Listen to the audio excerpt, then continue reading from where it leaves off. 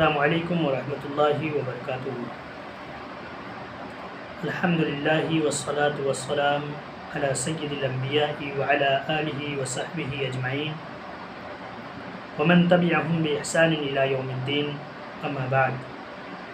اعوذ باللہ من الشیطان الرجیم، بسم اللہ الرحمن الرحیم۔ یا ایہا الذین آمنوا قوا انفسکم واہلیکم نارا۔ معزز حاضرین و ناظرین، امید کرتا ہوں آپ تمام احباب، تمام دوست خیر و عافیت سے ہوں گے۔ آج میں پھر آپ کے سامنے ایک چھوٹی سی ویڈیو کے ذریعے سے حاضر خدمت ہوا ہوں۔ آج کی اس ویڈیو میں میرا موضوع ہے معاشرہ کس چیز کا پیاسا ہے۔ معزز حاضرین و ناظرین، سب سے پہلی بات آپ یہ جان لیں کہ جب سے یہ دنیا بنی ہے تب سے لے کر آج تک اور آج سے لے کر کے قیامت تک وہی قوم، وہی معاشرہ، وہی سوسائٹی ترقی کی راہ کو پائی ہے جو خود اپنی اصلاح کرنے کے بعد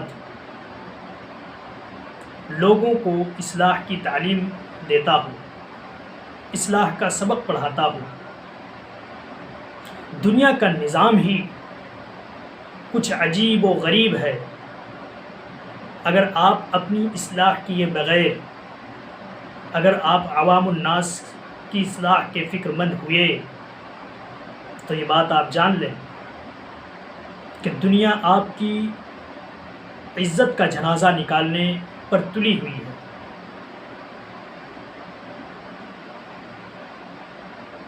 اور آپ قیامت کے دن اللہ رب العالمین کے سامنے ایک بحیثیت مجرم آپ کو کھڑا ہونا پڑے گا۔ آپ اللہ کی بارگاہ میں ایک مجرم کی حیثیت سے آپ حاضر ہوں گے، آپ گنہگار کی حیثیت سے حاضر ہوں گے۔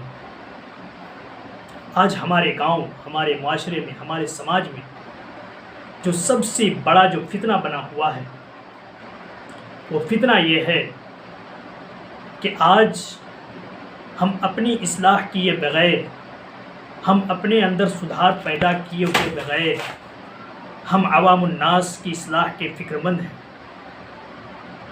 ہم سوچتے ہیں کہ عوام دوسرے کیسے صحیح راستے پر آ جائیں، حالانکہ جب ہم قرآن کریم، علم کی سمندر جیسی کتابوں میں جب ہم غوطہ زن ہوتے ہیں، سمندروں کی، علم کے سمندر کی گہرائیوں میں جب ہم غوطہ لگاتے ہیں تو ہمیں وہاں سے ایک آواز آتی ہے، یا ایھا الذین آمنوا قوا انفسکم واہلیکم نارا۔ اے وہ لوگو جو لوگ ایمان لائے ہو، تم اپنے آپ کو بچاؤ، تم پہلے خود بچو اور اپنے اہل و عیال کو بھی بچاؤ جہنم کی آگ سے۔ یہ آیت ہمیں یہ پیغام دے رہی ہے، ہمیں یہ میسج دے رہا ہے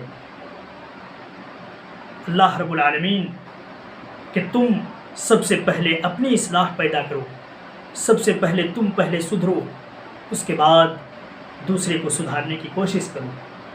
اسی طریقے سے جب ہم علم کے سمندر سے غوطہ زن ہوتے ہوتے، غوطہ لگاتے لگاتے جب سمندر کے کنارے جب پہنچتے ہیں تو وہاں سے بھی ایک آواز آتی ہے، یا ایھا الذین آمنوا لم تقولون ما لا تفعلون۔ اے وہ لوگو جو لوگ ایمان لائے ہو، تم ایسی باتیں کیوں کر رہے ہو جو تم خود نہیں کرتے؟ تم ایسی باتیں کیوں کہہ رہے ہو جو تم اس پر خود عمل نہیں کرتے؟ اسی طریقے سے نبی کریم صلی اللہ علیہ وسلم کی آپ پوری زندگی کو دیکھیں۔ نبی کریم صلی اللہ علیہ وسلم کی پوری زندگی کے اندر جب آپ کو نبی بنایا گیا 40 سال کی عمر میں، اس سے پہلے جتنی آپ کی پوری زندگی 40 سال کی زندگی کے اندر نبی پاک صلی اللہ علیہ وسلم نے کبھی اپنی زندگی میں کسی کو دھوکہ نہیں دیا۔ نبی کریم صلی اللہ علیہ وسلم نے اپنی زندگی کے اندر کبھی جھوٹ نہیں بولی۔ نبی کریم صلی اللہ علیہ وسلم نے اپنی زبان سے کبھی جھوٹی بات نہیں نکالی۔ آپ سمجھ سکتے ہیں کہ نبی کریم صلی اللہ علیہ وسلم جب کوہ صفا پر چڑھ کر کے جب لوگوں کو اعلان کیا لوگوں کے سامنے آ کر کے اعلان کیا کہ میں نبی بنایا گیا ہوں، جب نبوت کا اعلان کیا اس وقت لوگ آپ صلی اللہ علیہ وسلم کی باتوں کو ماننے کو تیار ہو گئے، اور یہ کہنے پر بھی مجبور ہو گئے کہ آپ ایسی باتیں کیسے کہہ سکتے ہیں، آپ جھوٹی باتیں کیسے کہہ سکتے ہیں، جنہوں نے اپنی پوری زندگی کے اندر کبھی کسی کے ساتھ جھوٹ نہیں بولا، کبھی کسی کے ساتھ غداری نہیں کی، کبھی کسی کے ساتھ دھوکہ داری نہیں کی۔ اسی طریقے سے نبی کریم صلی اللہ علیہ وسلم کی باتوں کو ماننے کے لیے کفار و مشرکین مجبور ہو گئے، اور اسی وقت کچھ مسلمان ہو گئے۔ اس کے بعد دھیرے دھیرے نبی پاک صلی اللہ علیہ وسلم کی ذات اقدس سے متاثر ہو کر کے بہت سارے لوگ بھی مسلمان ہو گئے۔